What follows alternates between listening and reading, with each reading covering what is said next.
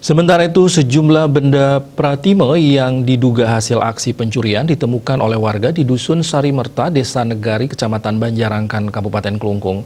Pratime tersebut disimpan pelaku dalam brankas dan ditanam di tanah kebun milik warga.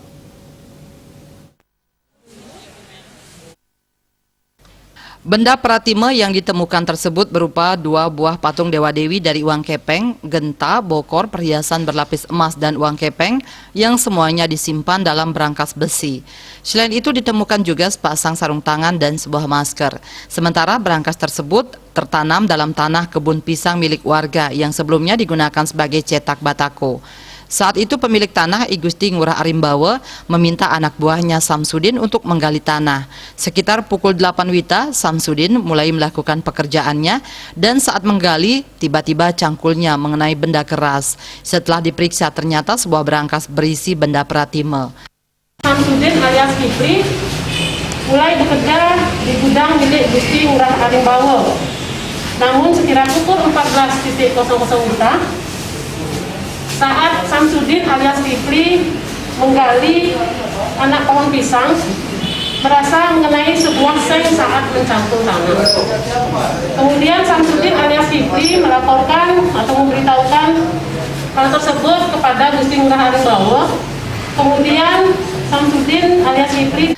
Sementara itu, Kasat Reskrim Polres Kelungkung AKP Aryo Seno Wimoko mengatakan pihaknya masih menyelidiki kasus penemuan pratime ini. Ia masih melakukan koordinasi jajaran kepolisian di seluruh Bali akan laporan wilayah yang kehilangan pratime. Sementara itu di Kelungkung sendiri saat ini belum ada laporan pura kehilangan pratime. Selama ini di Polres Kelungkung belum ada laporan tentang kehilangan pratime di pura.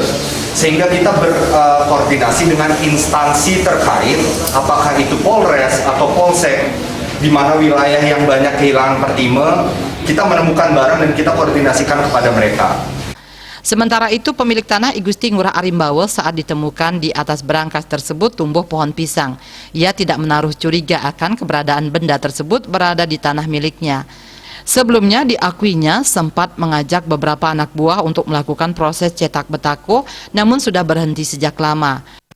Ya mungkin aja itu kan orang luar semua itu yang tinggal di sana. Ada serabutan, ada kerja batako. Saat ini kasus penemuan pratime ini masih dalam proses penyelidikan. Raiswantara, Bali TV.